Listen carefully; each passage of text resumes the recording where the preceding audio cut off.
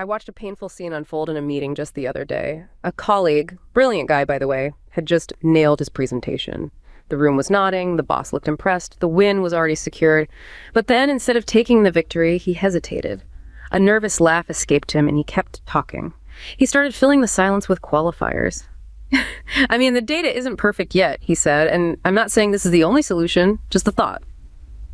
He spent the next 2 minutes dissecting his own success, shrinking his achievement down until it sounded like a mistake. You could physically feel the energy in the room shift.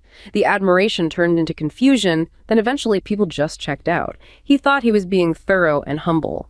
But to everyone watching, he was broadcasting a signal loud and clear, one that had nothing to do with his work and everything to do with how he sees himself.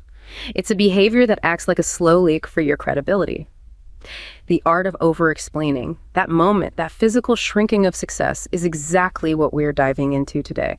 This isn't just about being verbose or, long-winded. It's about the insidious nature of habitual over-explaining, a communication style driven by deep insecurity that silently drains credibility and, honestly, exhausts the people around you. It's a powerful subject because, if we're honest, we've all done it and we've all been on the receiving end. We have.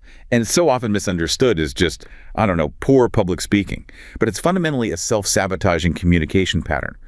The person is trying to control the narrative so completely that they end up doing the opposite. They lose control. They lose control of how they are perceived. It completely backfires. So our mission today is ambitious. We're going to unpack the high professional cost of this communication style, examining why certainty matters more than detail in fast-paced environments. And then we're going to dive deep into the psychological roots, the trauma, the insecurity, the specific attachment dynamics that drive this compulsion. And finally, we will analyze its profound impact on personal intimacy and provide a clear path forward. Okay, let's unpack this, starting with the biggest tangible cost, the corporate world and the currency of credibility. Right. When we examine this behavior in a professional context, it's crucial to acknowledge the positive intent that often drives it. Over-explainers genuinely believe they're being thorough. They think they're achieving transparency, showing humility, or meticulously managing expectations. They assume more information is always better. But the reality is the corporate environment values distillation.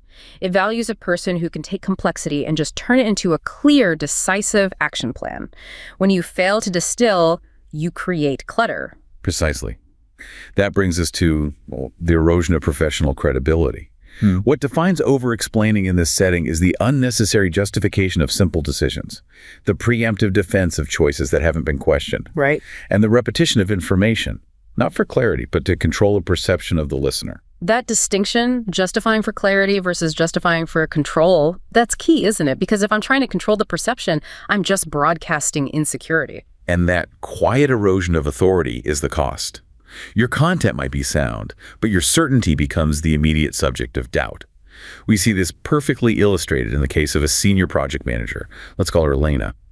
Elena was the key architect of her company's Q4 strategy. She presents a bold pivot, the projections are solid, and she has successfully maneuvered through preliminary hurdles to get stakeholder approval. The CEO and VPs are nodding. The green light is clearly visible. She had the win. The goal at that moment was to accept the compliment, confirm the next steps, and close the meeting. But she couldn't. What happens next? Well, she interprets the momentary silence not as agreement, but as a vacuum she needs to fill. So she starts backtracking with caveats. She quickly adds, I know the resource allocation looks high, but we can manage that by shifting resources from Project Beta. Oh, no. Although that might impact Project Beta's timeline, which is fine. But obviously, if the market shifts in Q3, we can revert to the old model. Stop right there. The moment she introduced the concept of reverting to the old model unprompted, she did the job of her most skeptical stakeholder. She took a firm, positive proposal and made it sound like a shaky experiment. That's the dynamic. According to the account, she spent 5 minutes dismantling the confidence she had just successfully built over the previous hour. The meeting ended not with the secured approval and execution plan, but with a request for further review and a detailed breakdown of her fallback position. A review that was completely unnecessary. Totally unnecessary until she introduced the complexity herself.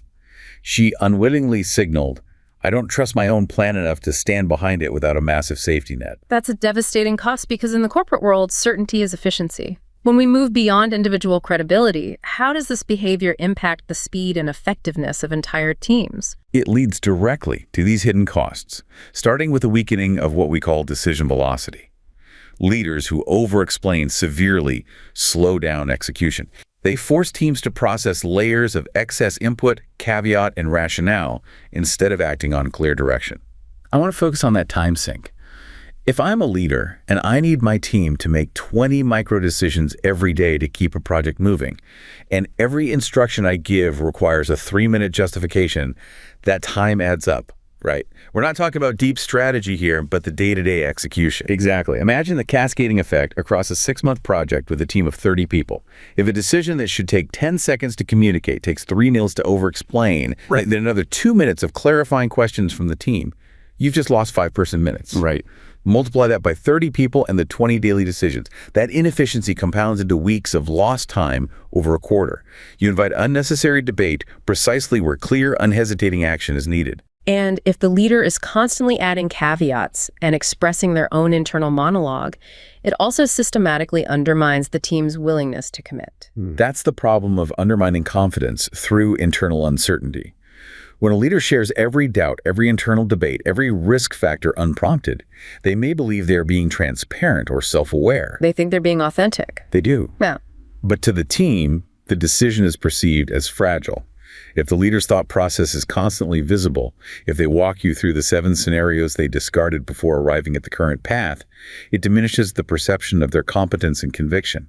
The team starts thinking, if the boss is still second-guessing this, maybe we should stop and wait for a stronger mandate. So leaders need to process their anxiety and uncertainty privately, and then present the clear, distilled result publicly.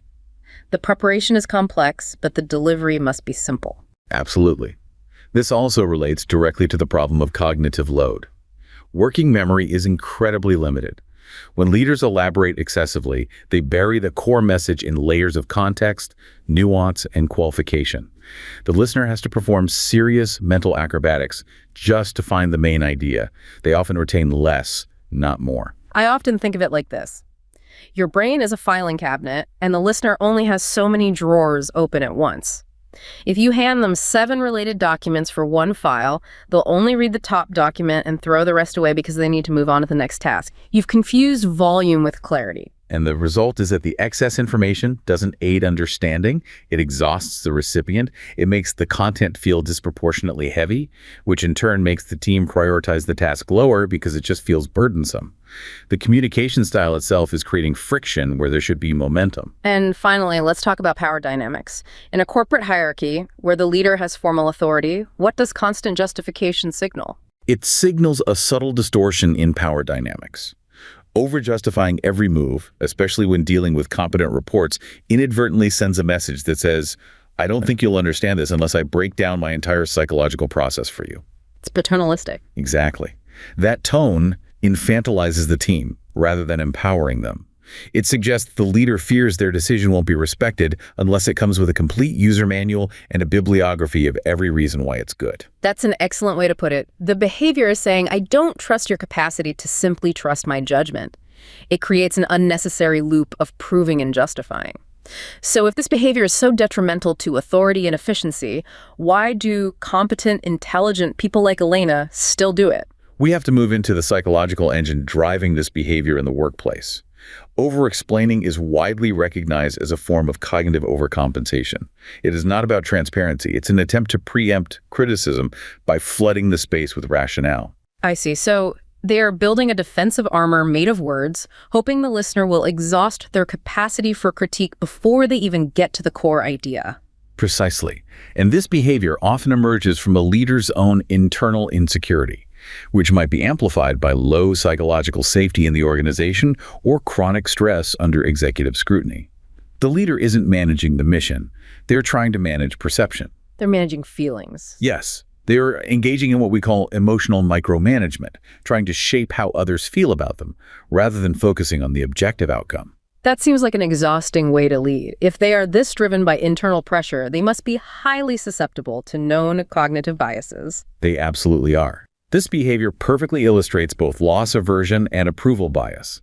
Loss aversion is our tendency to feel the pain of a potential loss far more intensely than the pleasure of an equivalent gain. In communication, the fear of being misunderstood, rejected, or criticized outweighs the potential benefit of being concise. They are willing to sacrifice clarity and time to avoid that perceived negative outcome. So they would rather hedge their bets and waste everyone's time than risk the acute pain of being told they made a mistake. Exactly. And this is compounded by approval bias.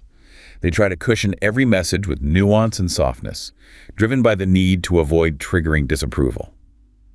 The conversation shifts subtly from an objective discussion of strategy to an emotional plea for acceptance.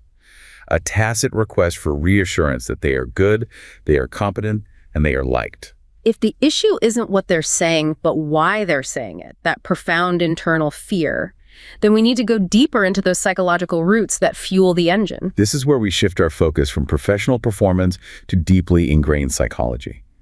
Over-explaining is, in its essence, an external signal of profound internal uncertainty. We often refer to it as a slow leak from self-doubt. The person is constantly leaking their internal state into the conversation. And this self-doubt is often expressed through those small, almost involuntary verbal and physical cues that betray the speaker's confidence. The nervous laugh, the quick deflection of praise, oh, it was nothing, or the habit of shrinking one's own achievements right after they happen. They are giving away their power without even realizing the nonverbal message they are sending. The underlying psychological phenomenon driving this behavior is often cognitive dissonance. The individual maintains an internal conflict between how they desperately want others to see them as competent, certain, and decisive, and the quieter, self-critical, often contradictory image they carry inside. So the over-explaining is an attempt to manage that internal conflict publicly. It's the mechanism we use to try and bridge that gap. We believe, irrationally, that if we lay out every justification, caveat, and rationale, the listener will see the full, complex picture and will judge us kindly, mitigating the risk of rejection. The tragic irony is that while the intent is protective, to build a safe wall of words, the outcome, to the onlooker, feels needy, defensive, or profoundly indecisive. And for many people, this isn't just a simple habit they can fix with a communication seminar. It often traces back to deeper, learned coping strategies. That's vital to acknowledge. We must emphasize that this is often not a character flaw. It's frequently a learned coping strategy, a response developed in environments, often early in life, where safety, trust, or personal agency was compromised. Over-explaining becomes a behavior that emerges from past experiences where having to justify yourself was the only path to safety. So the person who over-explains is responding to a past environment, perhaps a critical parent, a judgmental partner, or a toxic boss, not the present, usually non-threatening situation. Precisely. We see several key, often trauma-related dynamics driving this. The first is hypervigilance. This is a core feature of high anxiety or complex trauma, a constant, exhausting state of being on edge, where the brain is perpetually scanning the environment for signs of danger, rejection, or anticipated punishment. How does that translate into over-explaining? For someone who is hypervigilant, over-explaining serves as a proactive defense mechanism. They are trying to prevent the anticipated negative outcome before it happens. If they were previously punished or rejected for silence or lack of detail, they learn to preemptively explain themselves out of trouble. For example, in a meeting, they anticipate the hardest question and answer it before it's even asked, which sounds like, I know you might think X, but I actually did Y, and here are the 6 reasons why Y is better than X, even though you didn't ask. They are perpetually fighting a ghost from the past. That paints a powerful picture. And that concept connects directly to a lesser-known survival strategy, beyond fight, flight, and freeze. The fawning response. Fawning is rooted in appeasing others to avoid harm or punishment. The individual becomes overly accommodating or agreeable, essentially sacrificing their own needs or boundaries to manage the emotional state of the other person. I can see how over-explaining fits perfectly into that people-pleasing pattern. It does. Over-explaining rooted in fawning sounds deeply apologetic or overly accommodating. If a friend asks them to do something, they don't simply say yes. They say, yes, absolutely, I'd be delighted. In fact, I cleared my entire morning just for this. I hope it's not too much trouble. Are you sure this time works for you? I can easily change it. Wow. The underlying drive is self-protection and appeasement, making the conversation incredibly heavy. So when someone gives us a multi-paragraph rationale for why they can't make it to dinner, They aren't trying to annoy us with logistics. They are trying desperately not to upset us and potentially face imagined retribution or emotional fallout. They are trying to manage the relational tension they anticipate from you, even if you are a completely safe, non-judgmental person. This is often compounded by the fear of being misunderstood or gaslit. Individuals who have had their intentions invalidated, dismissed, or distorted in childhood, or in a toxic relationship where their reality was constantly questioned, develop a powerful psychological need to prove their innocence or clarify their position endlessly. They need to feel seen and believed, and they believe, mistakenly, that the volume and detail of words will guarantee that validation. Which ultimately culminates in conditioned self-doubt. These individuals often internalize the belief that their simple word or boundary is not sufficient. They feel they must earn the right to be heard or believed. The conditioned habit becomes, if I don't explain myself thoroughly, if I don't provide the entire evidential chain of my thought, I won't be taken seriously and I will be at risk. The over-explanation is the attempt to earn that trust and validation they didn't receive when they needed it most.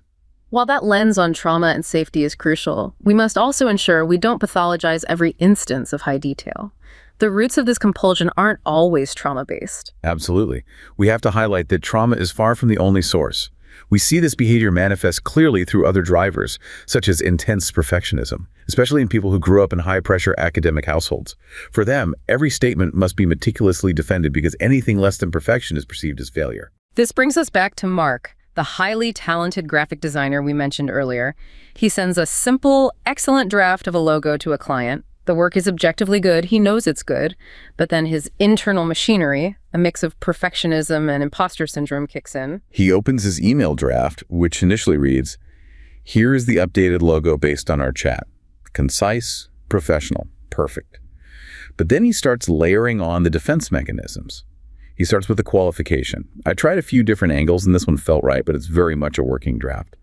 Then the self-deprecation. I'm totally open to changing the font if you hate it. I know the kerning might be a little tight. I can definitely adjust that. He's preemptively apologizing for things the client hasn't even noticed, let alone criticized. He continues, justifying minor, non-strategic choices. I know you mentioned blue originally, and this is more of a teal, but I thought the teal would contrast better with the white space, which ties back to the original brief. But if you prefer the true blue, it's a quick fix. The message, which should have been 3 sentences, ends up 3 long, anxious paragraphs. He is burning massive emotional energy trying to prevent a conflict that objectively does not exist. And the client, upon reading this, is no longer focused on the logo's quality, but on the designer's extreme fragility. It changes the dynamic entirely. It does. It shifts the dynamic from a vendor-client relationship to a caregiver-dependent relationship. Mark is subconsciously seeking validation and safety with every additional clause, and the client feels burdened to reassure him. And finally, we must make a careful distinction regarding neurodiversity. Yes. It's crucial to clarify that for neurodivergent individuals, such as those with ADHD or autism, providing detailed context and elaboration is often a natural part of their communication style. Their communication processing prioritizes exhaustive detail to ensure accuracy, especially when dealing with abstract concepts or complex planning. This is a difference in communication processing and cognitive structure. It is not, definitionally, a trauma response driven by fear or the need to preempt criticism. That's a powerful and necessary distinction. We must recognize that high detail is not always driven by anxiety. So now that we understand the corporate costs and the deep psychological roots, let's look at what this constant defensive posture does to the closest, most intimate relationships in our lives. When chronic over-explaining moves from the high-stakes boardroom to the intimate personal sphere, the goal subtly shifts from preserving professional credibility to preserving the relationship itself. But paradoxically, the mechanism, the excessive explanation, ends up creating a significant emotional barrier that prevents true intimacy. It turns dialogue into a heavy, burdensome monologue. The core issue here is that the over-explainer is offloading their internal anxiety onto the listener. We see this perfectly in the anecdote of the coffee shop monologue. This was the story of Sarah and Chloe. Sarah couldn't make it to Chloe's birthday dinner. Now, a simple, clear boundary stated with kindness is all that's required. I'm so sorry, I can't. I have family in town that weekend. That's a respectful exchange, clean and simple. Exactly. But Sarah, driven by her compulsion, couldn't allow the simple boundary to stand alone. No. She launched into a full emotional odyssey. She explained her aunt's exact flight arrival time, the complex history of her family's passive-aggressive dynamics during visits, why she feels profoundly guilty leaving her mother alone because of a CAC situation that happened 5 years ago, and the expensive hassle of trying to reschedule the flight, which she's looked into but couldn't manage. It was an entire performance designed to manage Chloe's potential disappointment. And Chloe's reaction wasn't, "I'm sad you can't come." Her reaction, months later, was, "I was exhausted." She was burdened by the sheer emotional labor required to validate Sarah's excuse. Sarah turned the friend into a therapist who was required to constantly reassure the speaker that their reason was legitimate. That's the critical consequence. Listener fatigue. Chronic over-explaining makes every conversation feel heavy because it demands constant emotional labor from the recipient. If the listener has to constantly affirm, validate, and regulate the speaker's anxiety or insecurity, they eventually become burned out. They stop listening to the content and start listening only to the anxiety embedded within the words. And that leads to profound misinterpretation. Chloe wasn't annoyed by the cancellation, but by the weight of the excuse. She might even conclude that Sarah must not want to attend because no one goes to that much trouble to explain a simple boundary. Exactly. When that dynamic is exhausting in friendships, you can only imagine the corrosive effect it has in romantic relationships, especially when rooted in anxious attachment tendencies. Let's define that dynamic clearly. What does anxious attachment look like when it manifests as over-explaining? Anxious attachment is characterized by a strong, often desperate desire for closeness and validation, usually rooted in inconsistent caregiving or relational experiences in the past. In a relationship, this manifests as a dynamic of closeness without intimacy. The anxiously attached individual wants to monitor their partner's behavior, seeking constant validation and proximity. However, they're often so focused on managing their own fear of abandonment that they never truly see their partner as a complex individual. So they're trying to fit the partner into a prescribed, perfect role, and when the partner inevitably deviates from that script, the anxiously attached person sees it as a threat rather than simple individuality. That sets the relationship up for disappointment and further anxiety. And this desire for emotional surveillance translates into the exhausting parole officer effect. The anxiously attached individual engages in constant, unnecessary check-ins. It's not just a quick thinking of you text. It's a constant stream of questions like, what are you doing right now? Who are you with? Did I say something wrong this morning? Are you mad at me? In moderation, those are signs of affection, but constantly. When it's constant, it robs the partner of the opportunity to spontaneously share their life and makes them feel surveilled, judged, and measured. Their partner feels like a suspect under constant, low-level interrogation, rather than a valued, trusted individual. And because the anxiously attached individual is hypervigilant, they often create drama where none exists, and then they need the partner to help them manage it. That's the concept of emotional labor offload, which we call Schrodinger's drama. The anxiously attached individual frequently offloads low-level anxiety and relationship ambiguity onto their partner, creating a constant emotional burden. The drama is ambiguous. It exists in a state of simultaneous possibility and impossibility until the partner is forced to define it. Give us a clear, specific example of this tenuous evidence that gets offloaded. Tenuous evidence includes scrutinizing tiny social media behaviors. For example, my coworker looked at my Instagram story but didn't click like on my last 2 posts. I think they are mad at me about the meeting yesterday. What should I say in Slack this morning? Oh, wow. Or it could be tracking text response times. They read my message 5 minutes ago but only responded LOL. Does LOL mean they are actually annoyed but just trying to be nice? Analyze this response for me. Wow. The partner is constantly being forced to weigh in on non-existent conflict, providing emotional and intellectual labor to solve a perceived slight that has no objective reality. It consumes the relationship's energy. And the resulting frustration for the recipient leads to the necessity of minesweeper communication. The recipient learns that responding simply is dangerous. They find themselves rewriting simple text messages multiple times, sending paragraphs, preemptively explaining themselves, trying to predict how their word choice, or lack thereof, will be nitpicked or misinterpreted. So the partner, who started as secure and simple in their communication, begins to adopt the over-explainer's anxious pattern just to survive the relationship. They walk on eggshells to avoid triggering a cycle of worry. It is the ultimate form of relational self-sabotage. The final critical manifestation of this is the use of anxious disclaimers.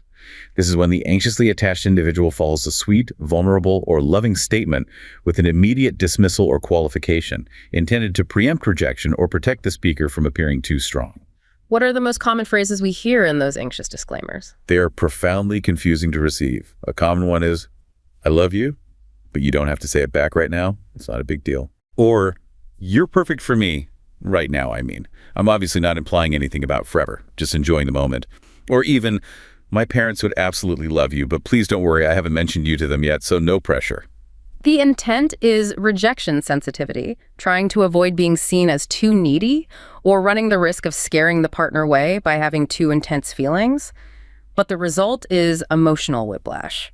The partner received the compliment and the implicit rejection in the same sentence. And that confusing, disorienting experience fundamentally reinforces the unhealthy, anxious cycle. It makes the partner feel unsafe, leading to confusion and doubt about the speaker's true feelings, which is the exact opposite of what the anxiously attached person wants. So whether it's in a corporate context eroding authority or in a personal relationship eroding intimacy, the roots are the same. A profound fear of being misread, judged, or rejected, the words become defensive armor. So what does the path toward clarity and confidence look like for someone ready to break this cycle? The path begins with radical self-awareness. We call it recognizing the triggers. The first step is cultivating this self-awareness without judgment. The goal is to be curious, not critical. When do I feel compelled to explain myself? What is the specific external stimulus that makes me leak anxiety? And we need to get extremely specific about those moments. Yes. Identify common triggers. Is it when you receive praise? Is it when someone slightly disagrees with you? Is it when you are in a meeting with a high-powered individual, sensing a power imbalance which throws you back into that familiar, anxious state of needing to prove your worth?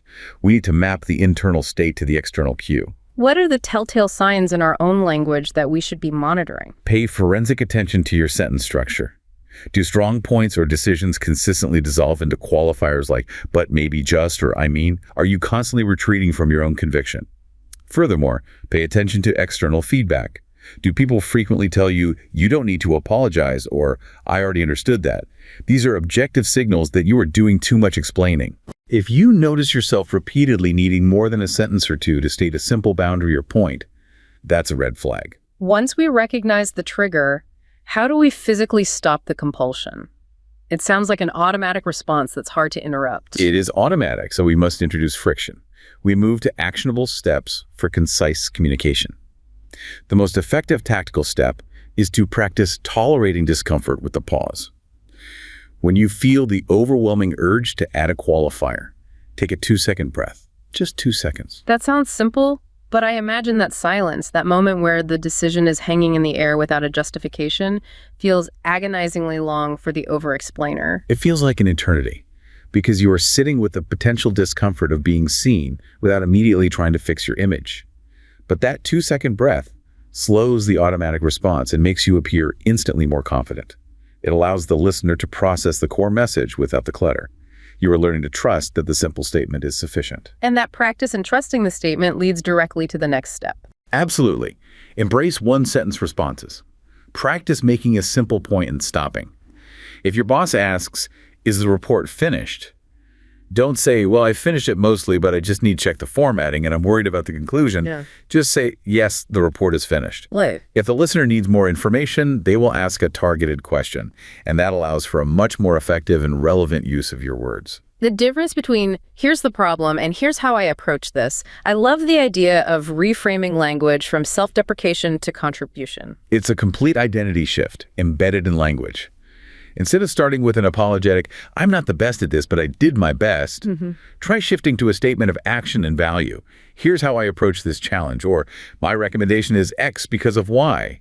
You move from a defensive posture to an assertive one, highlighting your contribution and competence. And what about that excruciating social ritual of receiving a compliment? We must teach ourselves to accept compliments. A simple thank you is profoundly powerful and completes the interaction. When you add explanation, "Oh, it was nothing," or "I had so much help, it wasn't just me," you pivot the conversation away from the positive interaction and make your internal self-critique the center of the exchange. Don't steal the compliment from yourself. Exactly. If you must add something, add curiosity later. Thank you. I appreciate you saying that. What did you notice most? That focuses the energy back onto the positive feedback, not your doubt. All of these external actions sound like they are really designed to build internal self-trust. They are. We must build internal validation. The quieter your need for external reassurance becomes, the less you'll feel compelled to perform for others. This requires small, daily, private practices. Journaling your wins, naming 3 specific things you did well each day, or taking time to sit with a sense of accomplishment without immediately finding fault. These small acts accumulate into a steadier internal sense of self, which fundamentally lessens the need to use words as protective armor in the first place. Now let's turn the lens outward. We have all been on the receiving end of the over-explainer's monologue. How do we respond compassionately to others without reinforcing their pattern of anxiety? If you encounter this behavior, the compassionate response is always to offer space and safety, not correction or instruction. The goal is to reduce their anxiety, not to point out their flaw. We need to offer reassurance without requiring justification. So we need to interrupt the cycle of performance. What does that sound like in a conversation? Instead of interrogating the person or nodding along as they spiral, respond quickly with trust. Say something like, "You don't have to explain, it's completely okay." Yeah. Or, "I completely understand what you're saying, I trust your decision."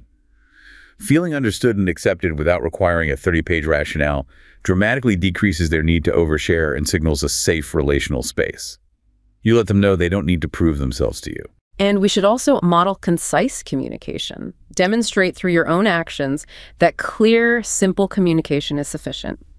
Be the example that shows them they don't need to justify every boundary they set or every action they take. Finally, we must maintain mindfulness of self. We should reflect internally on whether our own habits, our own skepticism, our own hypercriticism, or our judgment might be unintentionally reinforcing the over-explaining pattern in others. Trauma-informed care encourages us to ask, am I creating an environment where this person feels they must explain themselves out of trouble? Or am I creating a safe harbor for simple truth? This has been a deep dive into a profoundly common and costly human behavior. Whether you're a leader watching your authority quietly erode, a colleague feeling burdened by inefficiency, or a partner exhausted by emotional labor, the core root of over-explaining is the same.